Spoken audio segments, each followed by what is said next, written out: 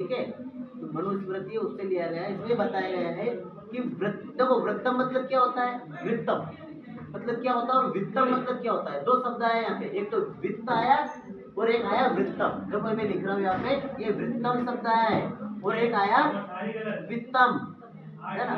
और वित्त का मतलब होता है धन और वृत्तम का मतलब होता है चरित्र। ठीक है, ये धन होता है और ये होता है चरित्र, दोनों में बहुत अंतर है। ये तो आता जाता रहता है, धन तो आता जाता रहता है ना।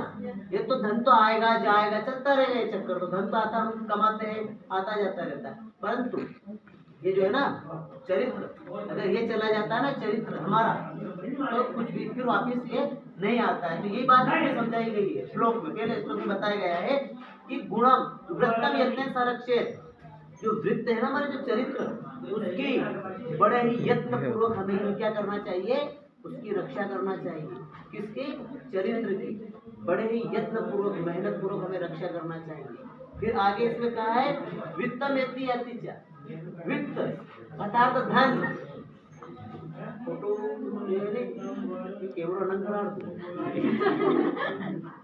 थोड़ा सा कर दीजिए रे, कर दीजिए बस नहीं अपने आते बस तो फिर आगे इसमें क्या कहा है अब कि वित्तम यति यतिचा, वित्त अर्थात जो धन दौलत है तो आता जाता रहता है ना। वृत्तम यत्न संरक्षित, वृत्तम यानी कि चरित्र की जो है बड़े ही यत्न पूर्वक हमें रक्षा करना चाहिए। और धन का क्या है, धन की हमें रक्षा नहीं करना चाहिए। क्यों, क्योंकि धन तो आता जाता रहता है। आज हमारे पास में धन है, कल नहीं रहेगा, है ना, परसों आ जाएगा, नरसों नहीं रहेगा, चलता रहता है ये तो, है ना। तो धन दौलत तो आता जाता रहता है, परंतु जो चरित्र चला जाता है वापिस वो नहीं आता है। फिर आगे वित्तता क्षीणा अक्षीणा भवती, है ना। तो अक्षीण यानी कि नष्ट हुआ, अक्षीण यानी कि नष्ट हुआ। फिर आगे इसमें क्या कहा है इसमें कि देखना है इसमें एक मिनट यहाँ पे, वित्त तक क्षीणा अक्षीणा भवती व्रत तक क्षीणा तू हताता, यानी कि जो वित्त है वो तो जो है क्षीण हो गया, नष्ट हो गया, तो वो अक्षीणा नहीं है, वो नष्ट हुआ ना समझे उसे, क्षीण होना है कि नष्ट होना। लेकिन जो है क्या है कि जो धन है, किसकी बात हो रही है, धन की। अगर धन क्षीण हो गया तो वो ये समझो कि वो अक्षीणा ही है। धन नष्ट हो गया तो समझो कि वो नष्ट हुआ नहीं है वो।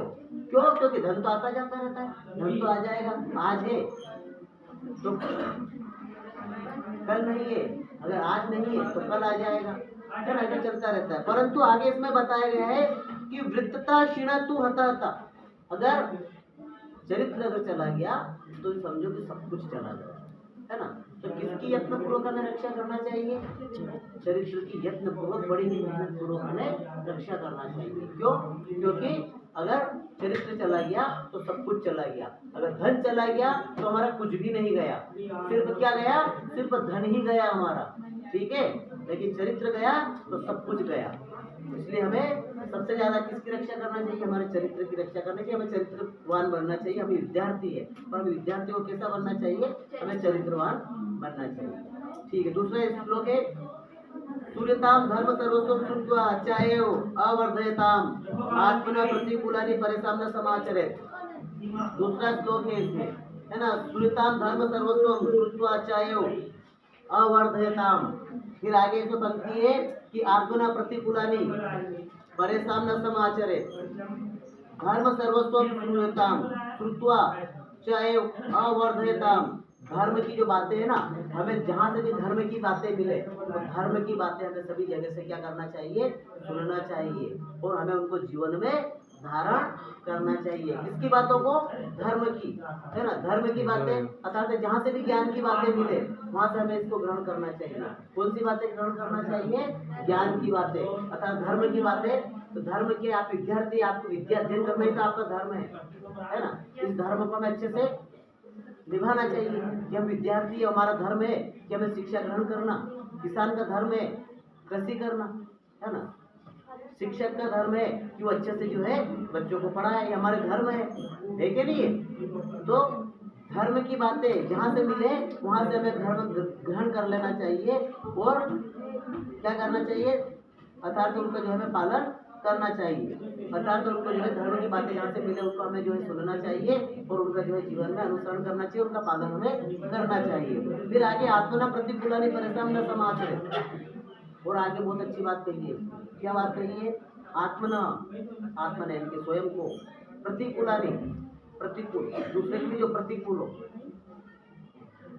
यानी कि हमें स्वयं को, आत्मना स्वयं को अच्छे ना लगे, जो हमारे लिए प्रतिकूल हो, है ना, हमारे अनुकूल ना हो, जो हमारे प्रतिकूल हो, ऐसे शब्द हमें क्या नहीं करना चाहिए, है ना। तो आत्मना प्रतिकूलानि परेशान न समाचरेत्, परेशान यानी दूसरों को समाचरेत्, दूसरों के साथ हमें ऐसे आचरण नहीं करना चाहिए कि जो आचरण हमें पसंद ना हो, जो बातें हमें पसंद ना हो, वो बातें हमें दूसरे के साथ हमें व्यवहार नहीं करना चाहिए।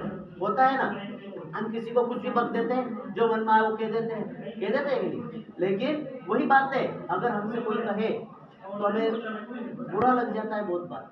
तो हमें इस बात का हमेशा ध्यान रखना चाहिए। लास्ट की पंक्ति यही कह रही है कि जो है आत्मना प्रतिकूलानि परेशान न समाचरेत्, तो जो है हमें दूसरों के प्रति ऐसा व्यवहार नहीं करना चाहिए, इस प्रकार का व्यवहार नहीं करना चाहिए कि जो हमें स्वयं के लिए पसंद ना हो, जो हमें स्वयं के लिए अच्छे न लगे, ऐसे वचन हमें दूसरों से नहीं बोलना चाहिए। इस बात का हमें ध्यान रखना चाहिए। तो क्या कह रहा है इस श्लोक ये कह रहा है कि जो है धर्म की बातें जहाँ से मिले, धर्म की बातें हमें सुनना चाहिए और उनका जो है हमें आचरण करना चाहिए, उनको ग्रहण करना चाहिए। किसकी बातें? धर्म की बातें सुनना चाहिए और उनका हमें अनुसरण करना चाहिए। और हमेशा इस बात का हमें ध्यान रखना चाहिए कि दूसरों के प्रति हमें ऐसे वचन नहीं बोलना चाहिए जो हमें स्वयं के लिए पसंद ना हो, जो हमें अच्छे ना लगे। ऐसे वाणी, ऐसे शब्द हमें दूसरों के लिए नहीं परोसना चाहिए, दूसरों से ऐसी वाणी हमें नहीं बोलना चाहिए।